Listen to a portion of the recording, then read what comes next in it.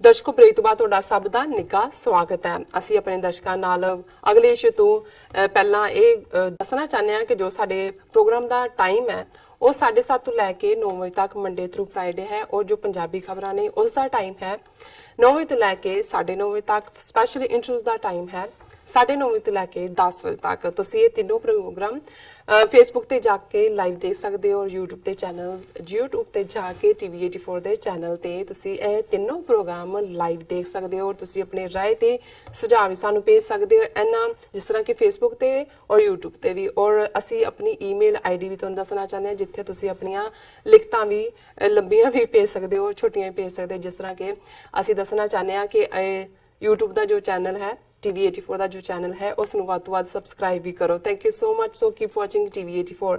ਜੀ ਰਾਜ ਸਾਹਿਬ, ਅਗਲੇ ਇਸ਼ੂ ਬਾਰੇ ਤੁਹਾਡੇ ਵਿਚਾਰ ਜਾਣਨੇ ਚਾਹਾਂਗੇ, ਕੀ ਕਹਿਣਾ ਚਾਹੋਗੇ? ਦੇਖੋ, ਜਿਵੇਂ ਇਹ ਝੂਠ ਦੇ ਵਣਜਾਰਿਆਂ ਨੇ ਆਪਣਾ ਝੂਠ ਵੇਚਣ ਦੀ ਕੋਸ਼ਿਸ਼ ਕੀਤੀ ਜੀ ਕਿ ਜੀ ਸਾਡਾ ਸਕੁਆਡਰਨ 12 ਸਾਡੇ ਮਿਰਾਜ 2000 ਗਏ, ਉਹਨਾਂ ਨੇ ਆਹ 3 ਟਾਰਗੇਟ ਜਿਹੜੇ ਨੇ ਉਹ ਫੁੰਡੇ ਔਰ ਕੈਂਪ ਤਬਾਹ ਕਰ ਦਿੱਤਾ। ਬਾਲਾਕੋਟ 'ਚ 350 ਪਹਿਲਾਂ 300 ਸੀ, ਫਿਰ 350 ਖਤਰਨਾਕ ਦਹਿਸ਼ਤਗਰਦ, ਔਰ ਉਹਨਾਂ ਦੇ ਨਾਂ ਵੀ ਦੇ ਦਿੱਤੇ, ਫਲਾਣਾ ਫਲਾਣੇ ਦਾ ਸਾਲਾ ਹੈ, ਫਲਾਣਾ ਫਲਾਣੇ ਦਾ ਜੀਜਾ ਹੈ, ਕੋਈ ਲਸ਼ਕਰੇ ਤਾਇਬਾ। ਫਿਰ ਉਹਨਾਂ ਨੂੰ ਲੱਗਾ ਵੀ ਇਕੱਲਾ ਜੈਸ਼ ਮੁਹੰਮਦ ਕਾਫੀ ਨਹੀਂ, ਲਸ਼ਕਰੇ ਤਾਇਬਾ ਵੀ ਨਾਲ ਜੋੜ ਦਿੱਤਾ ਹੈ। ਪਰ ਇਹ ਪਹਿਲੇ ਦਿਨ ਤੋਂ ਹੀ ਅੰਗਰੇਜ਼ੀ ਜਿਵੇਂ ਕਹਿੰਦੇ ਨੇ ਕੌਕ ਐਂਡ ਬੁੱਲ ਸਟੋਰੀ ਤੇ ਅਸੀਂ ਮਨ ਘੜਤ ਕਹਾਣੀ ਲੱਗਦੀ ਸੀ।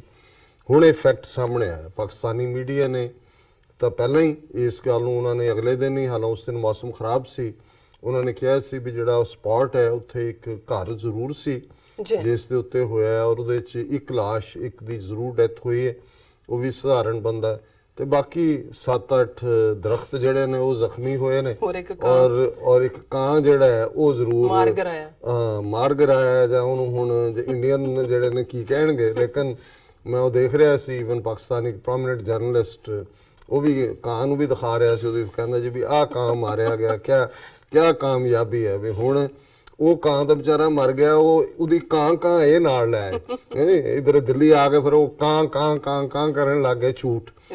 ਔਰ ਸਾਡੇ ਬੜੇ ਇੱਕ ਸੂਝਵਾਨ ਵੀਰ ਚੰਡੀਗੜ੍ਹ ਬੇਸਡ ਨੇ ਕਰਨਦੀਪ ਸਿੰਘ, ਉਹਨਾਂ ਨੇ ਕਿਉਂਕਿ ਮੈਂ ਸਮਝਦਾ ਹਾਂ ਵੀ ਇਹ ਵੀ ਜਦੋਂ ਕਲੈਕਟਿਵ ਕੰਮ ਇਹੀ ਹੁੰਦਾ ਹੈ ਕਿ ਜਿੱਥੇ ਜਿਹੜੇ ਬੈਠੇ ਨੇ ਉਹ ਆਪਣੀਆਂ ਪੋਜੀਸ਼ਨ ਸੰਭਾਲ ਲੈਂਦੇ ਨੇ ਵੀ ਇਹ ਇੰਡੀਆ ਦੇ ਮਿਥ ਨੂੰ ਕਿਵੇਂ ਡਿਸਟਰੋਏ ਕਰਨਾ, ਇਹਨਾਂ ਦੇ ਝੂਠ ਨੂੰ, ਜਿਹੜਾ ਝੂਠ ਪਰੋਸਦੇ ਨੇ ਇਹਨੂੰ ਕਿਵੇਂ ਬੇਨਕਾਬ ਕਰਨਾ।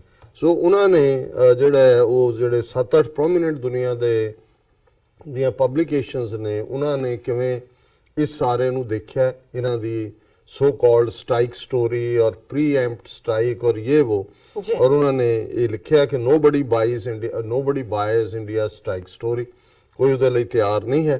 और international media already dissecting the entire operation, उन्होंने सारे उन्होंने dissect करके ये देख लिया। पहला the New York Times, the view that little had been damaged was supported by military analysts and 2 Western security officials who said that any militant training areas at the site in the Pakistani province of Khyber Pakhtunkhwa had long since packed up or dispersed. Balakot and surrounding area hosted numerous militant training camps until 2005, when a powerful earthquake struck the area, devastating its towns and villages.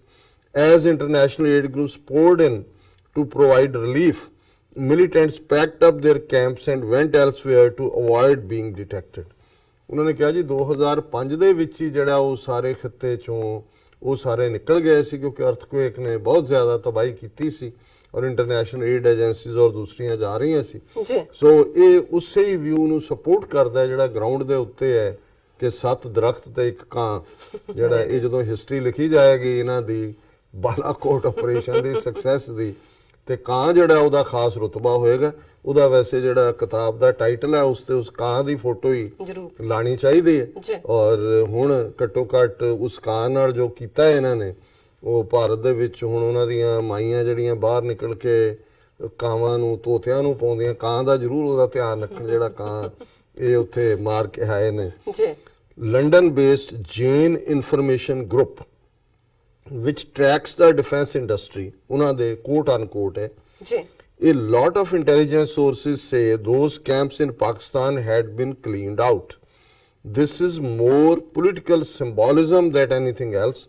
Mr. Modi had to show some demonstrable action on India's part ahead of election. ਉਹਨੇ ਕਿਹਾ ਜੀ ਇਹ symbolic ਗੱਲਾਂ ਨੇ, ਜੇ ਅਸੀਂ wipe out ਕਰਤਾ, ਉਹਨੇ ਇਲੈਕਸ਼ਨਾਂ ਤੋਂ ਪਹਿਲਾਂ ਕੋਈ ਚੋਣ ਸਟੰਟ ਕਰਨਾ ਸੀ, ਉਹ ਉਹਨਾਂ ਨੇ ਕਰ ਦਿੱਤਾ। ਇਹ London based James information group ਹੈ।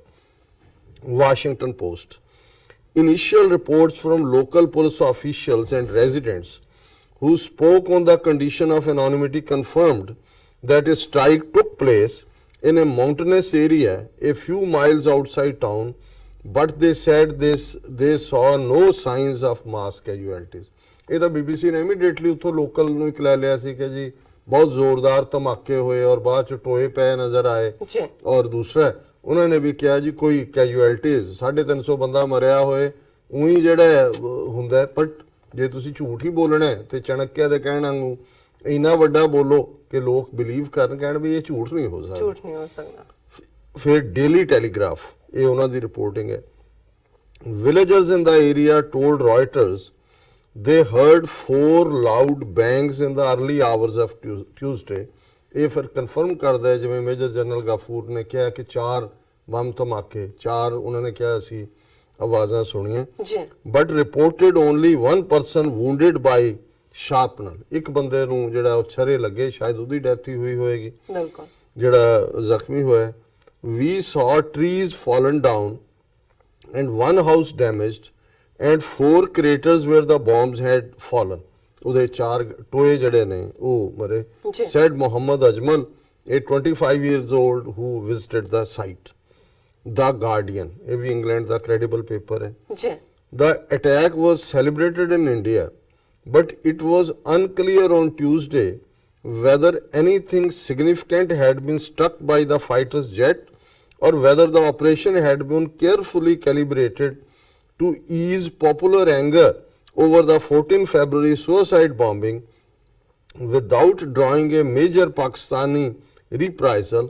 Local media in Pakistan as well as Reuters quoted residents of Balakot who said they heard 4 to 5 blasts overnight which damaged home and left large poke marks on the ground.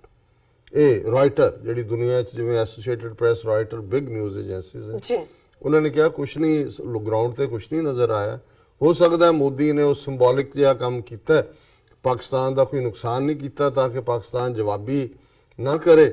ਔਰ ਇਹੀ ਸਾਰੀ ਜਿਹੜੀ ਹੈ ਉਹ report. ਔਰ ਜਿਵੇਂ ਅੱਜ ਸਾਡੇ ਇੱਕ ਦੋਸਤ ਕਹਿ ਰਹੇ ਸੀ ਕਿ ਜੀ ਪਾਕਿਸਤਾਨ ਨੇ ਜੋ ਕੀਤਾ ਉਹਨਾਂ ਨੇ ਤਾਂ ਮਿੰਟਾਂ ਸਕਿੰਟਾਂ ਤੋਂ ਬਾਅਦ ਹੀ ਦਿਖਾਤਾ, ਪਾਇਲਟ ਵੀ ਦਿਖਾਤਾ, ਮਿਗ ਡਿੱਗਿਆ ਵੀ ਦਿਖਾਤਾ ਵੀ ਜਿਹੜਾ ਤੁਸੀਂ 350 ਮਾਰਿਆ ਉਹ ਤਾਂ ਦੱਸੋ ਕਿ। ਔਰ ਇਹਨਾਂ ਦੀਆਂ ਜਿੰਨੀਆਂ ਵੀਡੀਓਜ਼ ਔਰ ਜੋ ਕੁਝ ਇਸ ਪੀਰੀਅਡ 'ਚ ਇਹਨਾਂ ਨੇ ਦਿਖਾਇਆ, ਅੱਜ ਜਾਂ 2 ਦਿਨ ਪਹਿਲਾਂ ਚੱਲ ਰਿਹਾ ਸੀ, ਉਹ 2 ਜਿਹੜੀਆਂ ਬੀਬੀਆਂ ਉਹਨਾਂ ਦੀਆਂ ਪਾਇਲਟ ਬਣੀਆਂ ਸੀ, ਕੋਈ ਸ਼ਰਮਾ ਤੇ ਕੋਈ ਚੇਤਨਾ, ਉਹਨਾਂ ਦੇ ਹੈਸ਼ਟੈਗ ਲਾ ਕੇ ਫੋਟੋਆਂ ਕਿ ਜੀ ਅਟੈਕ ਕਰਨ ਵਾਲੀਆਂ 'ਚ 2 ਬੀਬੀਆਂ ਵੀ ਸੀ, ਇਨਕੋ ਵੀ ਸਲਾਮ, ਇਨਕੋ ਵੀ ਜਿਹੜਾ ਪ੍ਰਣਾਮ ਕਰੋ, ਸ਼ਤ ਪ੍ਰਣਾਮ ਕਰੋ। ਉਹ ਬਾਅਦ ਸਾਹਮਣੇ ਆਇਆ ਵੀ ਉਹ 4 ਸਾਲ ਪੁਰਾਣੀਆਂ ਉਹਨਾਂ ਦੀਆਂ ਜਦੋਂ ਉਹ ਬਣੀਆਂ ਨੇ, ਉਹਨਾਂ ਨੇ ਓਥ ਲਈ ਹੈ, ਉਦੋਂ ਦੀਆਂ ਪਿਕਚਰਸ ਨੇ।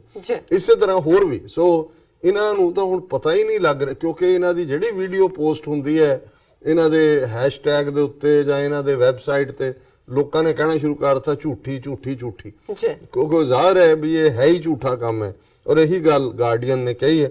Gulf news, from what villagers could see, the Indian attack had missed its target as the bombs dropped exploded about a kilometer away from the madrasa. ਕਿਸੇ ਹੋਰ ਮਦਰਸੇ ਤੋਂ 1 ਕਿਲੋਮੀਟਰ ਦੂਰ ਜਿਹੜਾ ਉਹ ਡਿੱਗਿਆ। Fida Hussain Shah, 46-year-old farmer, said he and other villagers had found pieces of Indian ordnance that had splintered pine trees on the hill, but the only casualty was a man sleeping in his house when shrapnel broke the windows. ਉਹ ਵਿਚਾਰਾ ਸੁੱਤਾ ਸੀ। ਹੁਣ ਕਾਂ ਪਤਾ ਨਹੀਂ ਕਿਵੇਂ, ਕਾਂ ਵੀ ਸ਼ਾਇਦ ਉਸਦੇ ਘਰ ਦੇ ਜਿਹੜੇ ਤੇ ਡਿੱਗਿਆ ਉਹਦੇ ਬਨੇਰੇ ਤੇ ਹੀ ਬੈਠਾ ਸੀ, ਉਹ ਵੀ ਥੱਕ ਗਿਆ ਹੋਣਾ, ਸਾਰਾ ਦਿਨ ਕਾਂ ਕਾਂ ਕਰਦਾ।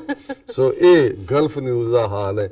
ਹੁਣ ਇਹ ਸਾਰਾ ਇਹ ਸਮਝਦੇ ਨੇ ਕਿ ਵੀ ਹੁਣ ਤੱਕ ਸਾਡਾ ਝੂਠ ਵਿਕਦਾ ਰਿਹਾ, ਪਰ ਇਸ ਸਾਰੇ ਪਾਰਟ ਨੂੰ ਇੰਟਰਨੈਸ਼ਨਲ ਮੀਡੀਆ ਨੇ ਵੀ ਉਹੀ ਡਿਸਮਿਸ ਕੀਤਾ ਜਿੰਨਾ ਜਿਵੇਂ ਡਿਸਮਿਸ ਕਰਨਾ ਇਹ ਡਿਜ਼ਰਵ ਕਰਦੇ ਜੀ। ਸੀ।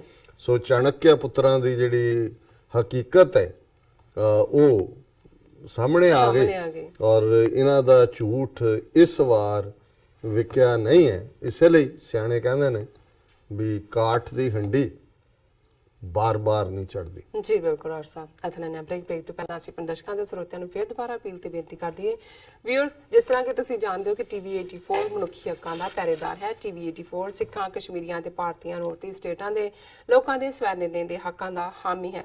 ਅਸੀਂ ਚਾਹਾਂਗੇ ਕਿ ਤੁਸੀਂ ਟੀਵੀ 84 ਦੀ ਚੜ੍ਹਦੀ ਕਲਾ ਲਈ ਵੱਧ ਤੋਂ ਵੱਧ ਡੋਨੇਟ ਕਰੋ। ਡੋਨੇਟ ਕਰਨ ਲਈ ਸਾਡੀ ਵੈਬਸਾਈਟ tv84.tv ਤੇ ਜਾ ਕੇ ਪੇਪਲ ਦੀ ਵਰਤੋਂ ਕਰਕੇ ਵਨ ਟਾਈਮ ਡੋਨੇਟ ਕਰ ਸਕਦੇ ਹੋ, ਮੰਥਲੀ ਡੋਨੇਟ ਵੀ ਕਰ ਸਕਦੇ ਹੋ। ਤੁਸੀਂ ਟੀਵੀ 84 ਦੇ ਨਾਮ ਤੇ ਚੈੱਕ ਬਣਾ ਕੇ ਸਾਨੂੰ ਮੇਲ ਵੀ ਕਰ ਸਕਦੇ ਹੋ ਸਾਡੇ ਇਸ ਪਤੇ ਤੇ 36-01 37th Avenue, Long Island City, New York 11101 USA, ਜਾਂ ਫਿਰ ਜੋ ਸਾਨੂੰ ਫੋਨ ਰਾਹੀਂ ਵੀ ਸੰਪਰਕ ਕਰ ਸਕਦੇ ਹੋ ਸਾਡੇ ਫੋਨ ਨੰਬਰ ਤੇ 5164060694। Thank you so much viewers. ਵਿਚਾਰਾਂ ਦਾ ਸਿਲਸਿਲਾ ਇਸ ਤਰ੍ਹਾਂ ਚੱਲਦਾ ਰਹੇਗਾ। ਮਿਲਦੇ ਹਾਂ ਛੋਟੇ ਜਿਹੇ ਵਕਫੇ ਤੋਂ ਬਾਅਦ।